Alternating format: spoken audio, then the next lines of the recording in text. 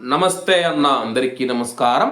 కువైట్లో 2026వ సంవత్సరంలో కొత్తగా ఎవరైతే కువైట్కు వస్తూ ఉన్న మహిళలు ఎవరైతే ఉన్నారో వాళ్ళకు ఒక విషయాన్ని అయితే మీకు తెలియజేస్తూ ఉన్నాను. ఇటీవల కాలంలో చాలామంది అయితే ఫోన్ల ద్వారా నాకు అందించిన సమాచారం మేరకు మీకైతే తెలియజేస్తూ ఉన్నాను. ముఖ్యంగా ఇటీవల కాలంలో కువైట్లోని ఇళ్లల్లో పనిచేస్తూ ఉన్న కార్మికులు ఎవరైతే కొత్తగా వెళుతూ ఉన్నారో వాళ్ళకు ముందుగా మనం చూసుకుంటే ఏజెంట్ అయితే అగ్రిమెంట్ అయితే రాయించుకుంటూ ఉన్నాడు అనమాట. ఎందుకంటే కానీ కువైట్కు వెళ్ళిన తర్వాత మీరు ఏదైనా ఇబ్బంది ఉందని చెప్పేసి రిటర్న్ వస్తే కానీ 2 లక్షల రూపాయలు కట్టాలని చెప్పేసి అగ్రిమెంట్ రాయించుకుంటూ ఉన్నాడు అనమాట.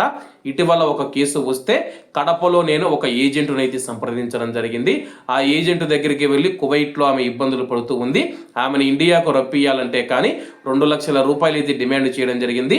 2 లక్షల రూపాయలు ఎందుకు కట్టాలని చెప్పేసి నేను అడిగినప్పుడు, ఒకవేళ కువైట్కు వెళ్ళిన తర్వాత 6 నెలల లోపు మాకు ఏదైనా ఇబ్బంది వచ్చి మేము ఇండియాకు రావాలనుకుంటే కానీ సదరు ఏజెంట్కు 2 లక్షల రూపాయలు చెల్లిస్తామని చెప్పి వాళ్ళు అగ్రిమెంట్ అయితే ఇండియాలో రాపించి వస్తూ ఉన్నారు.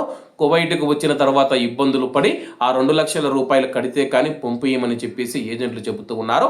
కాబట్టి కువైట్కు వస్తూ ఉన్న తెలుగు మహిళలు ఎవరైతే ఉన్నారో ఈ యొక్క విషయంలో చాలా జాగ్రత్తగా ఉండండి. కువైట్కు వచ్చిన తర్వాత మీరు ఒక ఇంట్లో చేరిన తర్వాత 6 నెలలు కంపల్సరిగా మీరు పని చేయాల్సి ఉంటుంది. 6 నెలలు దాటిన తర్వాత మీరు ఎవ్వరికి ₹1 చెల్లించవలసిన అవసరం లేదనమాట.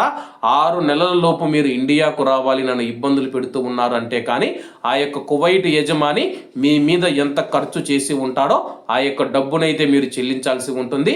అంటే మన ఇండియన్ రూపీస్లో పోల్చి చూసుకుంటే కానీ దాదాపు 2 లక్షల రూపాయలు అయితే మీరు చట్ట ప్రకారం అయితే చెల్లించాల్సి ఉంటుంది. కాబట్టి కువైట్కు కొత్తగా వస్తూ ఉన్న భారతీయ మహిళలు ఎవరైతే ఉన్నారో ఈ యొక్క విషయాన్ని గమనించగలరో. మీరు కువైట్ ఇంట్లోకి ప్రవేశించిన తర్వాత 6 నెలలు పని చేస్తే కానీ ఎటువంటి డబ్బు ఇవ్వవలసిన అవసరం లేదు. 6 నెలల లోపు మీరు ఏదైనా ఇబ్బంది పెడుతూ ఉన్నారు, జీతాలు ఇవ్వలేదు, కొడుతూ ఉన్నారు, తిడుతూ ఉన్నారంటే కానీ దయచేసి ఇండియన్ ఎంబసీని సంప్రదించాలని చెప్పేసి ప్రతి ఒక్కరిని కోరుకుంటున్నాను. కాబట్టి అందరూ బాగుండాలి, అందులో మనం ఉండాలి. అందరికీ నమస్తే అన్న, జై హింద్.